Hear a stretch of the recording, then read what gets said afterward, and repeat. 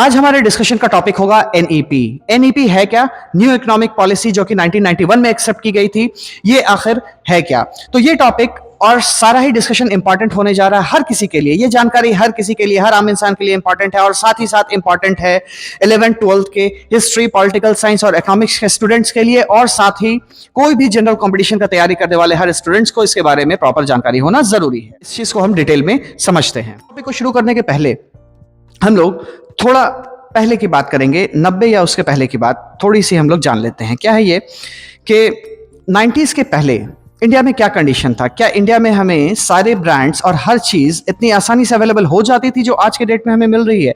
आज हमें अगर टीवी लेना है, एसी लेना है, फ्रिज लेना है या कोई भी चीज लेना है तो उसका बहुत सारा ब्रांड, 10, 15, 20 ब्रांड आपको आसानी से अवेलेबल मिल जाएगा मार्केट में। लेकिन क्या यही कंडीशन थी 1990s के पहले? तो नहीं, ऐसा बिल्कुल भी नहीं था। उस वक्त हमारा मार्केट क्लोज्ड मार्केट था। क्लोज्ड मार्केट क्या होता है? जब कंट्री अपनी मार्केट को बंद कर देती है, जब बाहर से कोई भी विदेशी कंपनियां हमारे कंट्री में आकर के किसी भी तरह का व्यापार नहीं कर सकती हैं, वैसी इकोनॉमी को या वैसी मार्केट को हम लोग क्लोज्ड मार्केट सिस्टम कहते हैं। तो 1990s के पहले हमारा मार्केट क्लोज था, जिस वजह से ना तो हमें बहुत सारी चीजें बाहर की मिलती थी और ना ही हमारे मार्केट में बहुत ज्यादा कॉम्पिटिशन था। ठीक है, तो इसके बाद ऐसा क्या हुआ कि 91 में हमें एनईपी को अपनाना पड़ा।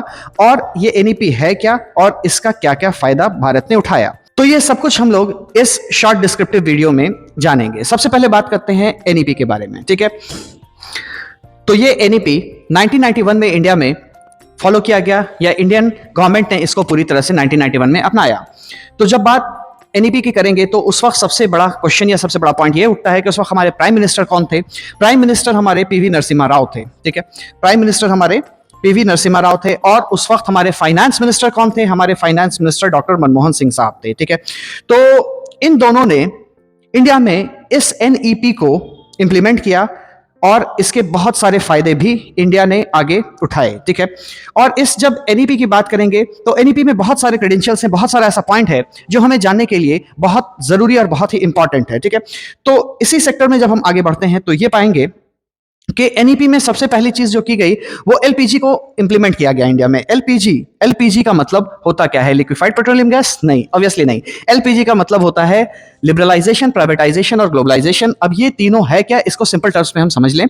लिबरलाइजेशन का मतलब क्या हुआ? सबसे पहले लिबरल करना, चीजों को आसान बनाना। गवर्नमेंट का जो लाइसेंसिंग प्रोसेस था, हर चीज को कुछ भी खोलने में जो प्रॉब्लम्स आती थी, गवर्नमेंट हर चीज में जो देर करती थी, उस चीज को आसान बनाना इज कॉल्ड एज लिबरलाइजेशन। ठीक है, जब सेकंड बात करेंगे हम प्राइवेटाइजेशन के बारे में, तो प्राइवेटाइजेशन क्या है? तो shifting ownership from public to private. जब हम मालिकाना हक या फिर किसी कंपनी को या फिर कोई भी चीज जब गवर्नमेंट से वो शिफ्ट हो जाएगा प्राइवेट हाथों में, दैट मींस कि प्राइवेट कंपनियां जब ओपन होंगी और गवर्नमेंट का उसमें बहुत ज्यादा इंटरफेरेंस नहीं होगा, तो उस सिस्टम को हम लोग क्या कहेंगे? प्राइवेटाइजेशन। और तीसरी सबसे बड़ी चीज जो है वो ग्लोबलाइजेशन। वो क्या है? Connecting the economy with the global market. आसान भाषा में इसको कहें तो इंडियन मार्केट को जो पहले क्लोज था उसको खोल देना, उसका दरवाजा खोल देना बाकी सारी कंट्रीज के लिए, बाकी सारी कंपनीज के लिए कि वो यहां आके बिजनेस करे, और इंडिया भी अपनी कंपनीज और अपने बिजनेस के साथ बाकी कंट्रीज में जाकर के अपने प्रॉफिट और अपने गेन को अचीव कर सकता है। ठीक है, तो ये तीन कॉन्सेप्ट हुआ एलपीजी का, लिबरलाइजेशन, प्राइवेटाइजेशन और ग्लोबलाइजेशन। तो आइए आगे इसमें हम देखते हैं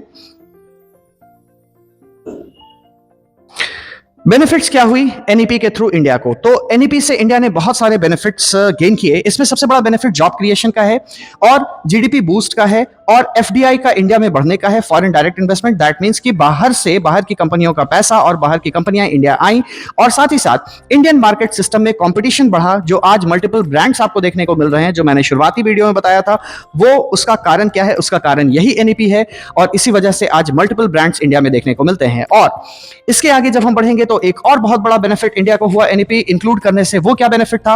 वो था कि इंडिया का जो टैरिफ था इंपोर्ट में, वो टैरिफ बहुत सारे प्रोडक्ट से बहुत सारी कंट्रीज ने रिड्यूस किया, वो टैक्स को रिड्यूस किया, क्योंकि इंडिया ने अब अपने मार्केट को ओपन कर रखा था। इस वजह से ये बेनिफिट्स इंडिया को मिला। तो इसमें हम जानेंगे कि आखिर ऐसा क्या हुआ कि इंडिया को एनईपी अपनाना पड़ा। इंडिया में एनईपी रेगुलेट हुआ। न्यू इकोनॉमिक पॉलिसी को लाने का सबसे बड़ा कारण यह था कि यूएसएसआर का डिसइंटीग्रेशन, यूएसएसआर का टूट जाना। अब सवाल उठता है कि ये यूएसएसआर है क्या? यूएसएसआर है union of Soviet socialist Republic.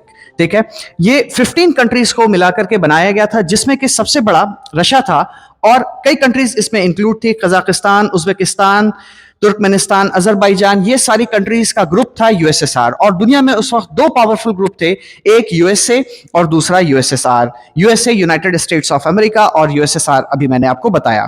तो इसके टूट जाने का क्या कारण था यूएसएसआर के? तो यूएसएसआर के टूट जाने का बहुत सारा कारण। तो यूएसएसआर का टूट जाने का कारण क्या था? यूएसएसआर का टूट जाने का बहुत सारा कारण था, जिसमें कि सबसे बड़ा कारण वहां पर बहुत महंगाई का होना, दूसरा कंटिन्यूअसली लगातार वहां पर लड़ाइयां होना, गवर्नमेंट का स्टेबल नहीं होना, लोगों का बहुत ज्यादा परेशान होना, डेवलपमेंट वहां पे बिल्कुल नहीं हो पाना, जिस वजह से बाकी ग्रुप कंट्रीज ने यूएसएसआर से इंडिपेंडेंस का ऐलान कर दिया और यूएसएसआर टूट गया और बिखर गया।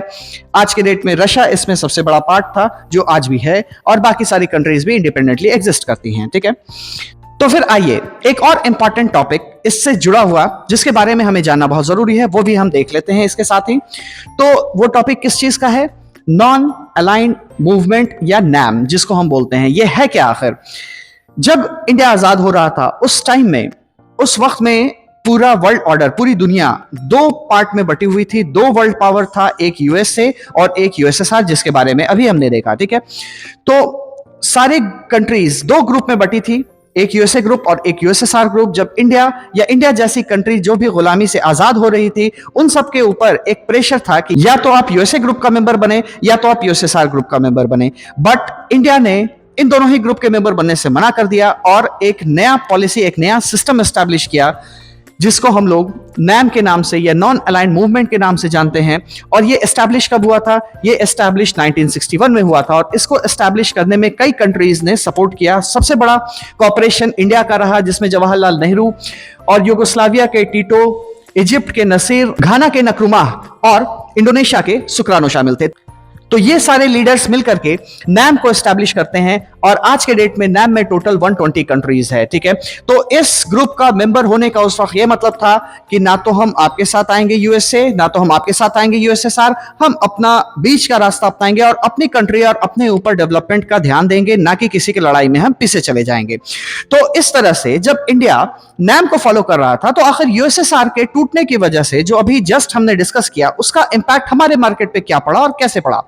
तो हम फॉलो जरूर नैम को कर रहे थे, हम जरूर किसी के ओपनली किसी को सपोर्ट नहीं कर रहे थे, ना तो यूएसए को ना यूएसएसआर को, बट इंटरनली हमारा एक लिंक और एक सपोर्ट और एक टाई अप हमेशा रशिया के साथ बना हुआ था। ठीक है, तो रशिया के साथ हमारा सॉफ्ट कॉर्नर और रशिया का बहुत सारा इकोनॉमिक इंटरनल सपोर्ट की वजह से जब तक रशिया यूएसएसआर स्ट्रांग रहा, तब तक हमें किसी भी और सपोर्ट की जरूरत नहीं पड़ी। हमने अपने मार्केट को क्लोज्ड कर रखा और जैसे ही 1991 में यूएसएसआर डिसइंटीग्रेट होता है, तो उसके बाद हमें जरूरत पड़ती है एक बिग ब्रदर या एक सपोर्टिंग हैंड की। तो उसके लिए हम जाते हैं यूएसए के पास और वहां पर यूएसए अपने टर्म्स एंड कंडीशंस के बेसिस पर हमसे ये फोर्सफुली बोलता है कि आपको अपने इकोनॉमिक पॉलिसी को चेंज करना पड़ेगा, न्यू इकोनॉमिक पॉलिसी को लाना होगा, तब जाकर के हम आपको हेल्प करेंगे और आपको सारा सपोर्ट मिलेगा। तो ये सारी कहानी थी हमारे इंडिया में एनईपी को इंक्लूड करने की। और एनईपी जो 1991 में आया था, वो इन्हीं वजहों से आया था। सबसे पहले यूएसए के प्रेशर की वजह से और दूसरा यूएसएसआर के टूट जाने की वजह से। ठीक है, उससे बहुत सारा बेनिफिट्स भी हमको देखने को मिला, जो ऑलरेडी हमने वीडियो में देख लिया है। आशा करते हैं ये सारा कॉन्सेप्ट आपको आसानी से समझ में आया होगा और आपका कॉन्सेप्ट क्लियर हुआ होगा। तो इसी क्लैरिटी को, इसी कॉन्सेप्ट को और ज्यादा अच्छा बनाने के लिए कुछ क्वेश्चंस हम लोग डील कर लेते हैं जल्दी से, ताकि हमारी क्लैरिटी और अच्छी हो जाए। तो जब हम इंपॉर्टेंट क्वेश्चंस के बारे में बात करेंगे जो बेसिक कॉन्सेप्ट्स के ऊपर बेस्ड है, तो ये रहा वो क्वेश्चन। सबसे पहला क्वेश्चन है आपका, full form of USSR. USSR का फुल फॉर्म क्या है? तो इसमें आप अब बहुत आसानी से बता सकते हैं, यूएसएसआर का full form union of Soviet socialist Republic है। दूसरा इंपॉर्टेंट क्वेश्चन फिर क्या आता है कि व्हेन यूएसएसआर डिसइंटीग्रेटेड, यूएसएसआर टूटा कब था? तो यूएसएसआर के टूटने का वक्त कौन सा था? 1991 में यूएसएसआर टूटा था। और तीसरा इंपॉर्टेंट क्वेश्चन फिर बात कर लेते हैं, तो full form of LPG. LPG का फुल फॉर्म क्या है? एलपीजी का फुल फॉर्म क्या लिक्विफाइड पेट्रोलियम गैस है? नहीं, यहां पर नहीं, इस कॉन्सेप्ट में नहीं। इस कॉन्सेप्ट में एलपीजी का फुल फॉर्म है liberalisation, privatisation, globalisation. That means कि ऑप्शन नंबर हमारा बी, लिबरलाइजेशन, प्राइवेटाइजेशन और ग्लोबलाइजेशन। ठीक है, जब फोर्थ क्वेश्चन के बारे में बात करेंगे हम, तो यहां पर पाएंगे कि who was the finance minister when India accepted LPG, जब इंडिया ने एलपीजी एक्सेप्ट किया था तो हमारे फाइनेंस मिनिस्टर कौन थे? तो हमारे फाइनेंस मिनिस्टर थे उस वक्त डॉक्टर मनमोहन सिंह साहब, ठीक है। फिर जब हम फिफ्थ क्वेश्चन में आएंगे तो फिफ्थ क्वेश्चन में देखेंगे why India accepted LPG, India ने एलपीजी क्यों एक्सेप्ट किया था, जो जस्ट हमने अभी डिस्कस किया। अंडर प्रेशर ऑफ रशिया, क्या रशिया के प्रेशर में एक्सेप्ट किया था, या अंडर प्रेशर ऑफ यूएसए, क्या यूएसए के प्रेशर में एक्सेप्ट किया था, because of disintegration of USSR, क्या यूएसएसआर के टूट जाने की वजह से, या फिर ऊपर दिए गए ऑप्शंस में से कोई दो। तो रशिया के प्रेशर में नहीं, under the pressure of USA, ये एक ऑप्शन इसमें सही है। और दूसरा ऑप्शन इसमें क्या सही है? Because of disintegration of USSR, USSR के विघटन की वजह से, यूएसएसआर के टूट जाने की वजह से। तो ये दोनों ऑप्शन यहां पर सही होगा। तो अल्टीमेटली आप डी ऑप्शन में टिक मारेंगे कि ऊपर दिए गए ऑप्शंस में से कोई दो सही है, any of the above two, ठीक है।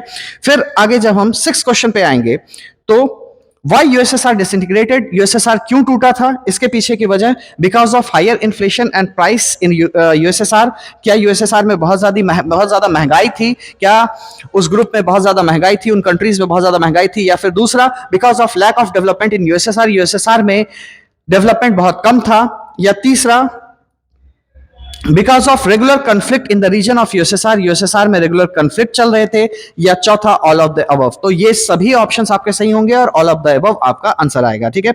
जब सेवेंथ क्वेश्चन की बात करेंगे हम तो इसमें देखते हैं क्या, who was Indian prime minister during acceptance of LPG by India, India के प्राइम मिनिस्टर कौन थे जब इंडिया में एलपीजी को अपनाया गया? तो उस वक्त प्राइम मिनिस्टर क्लियर कट हमारे पीवी नरसिम्हा राव थे, ठीक है। एट्थ क्वेश्चन में the software conflict between USA and USSR after second world war is called as, USA और यूएसएसआर के बीच जो सॉफ्टवेयर कन्फ्लिक्ट था उसे हम किस नाम से जानते हैं? तो उसे हम कोल्ड वॉर के नाम से जानते हैं, ठीक है। फिर नाइन्थ क्वेश्चन में हमें क्या देखने को मिलेगा, India was member of which group after independence, independence के बाद किस ग्रुप का मेंबर इंडिया था? क्या यूएसए ग्रुप का था, यूएसएसआर ग्रुप का था, नैम का था, या नन ऑफ दीज था? तो ऑब्वियसली इंडिया नैम का मेंबर था, ठीक है। 10th नंबर क्वेश्चन में full form of NAM, NAM का फुल फॉर्म क्या है? तो ऑब्वियसली नैम का full form non aligned movement, जो कि ऑप्शन नंबर डी है। तो ये है आपका कंप्लीट डिस्क्रिप्शन इस पूरे टॉपिक से कुछ क्वेश्चंस के साथ। आशा करता हूं सभी चीज आपकी क्लियर होगी और आपका डाउट क्लियर हो गया होगा। तो अगर आपको टॉपिक पसंद आया हो, वीडियो समझ आई हो, तो इस चैनल को सब्सक्राइब करना ना भूलें और इस वीडियो को लाइक और शेयर करना ना भूलें, ताकि कॉन्स्टेंटली लगातार आपको ऐसे इंफॉर्मेटिव वीडियोस हमेशा मिलते रहें। FSA Academy, education is simply the soul of a society.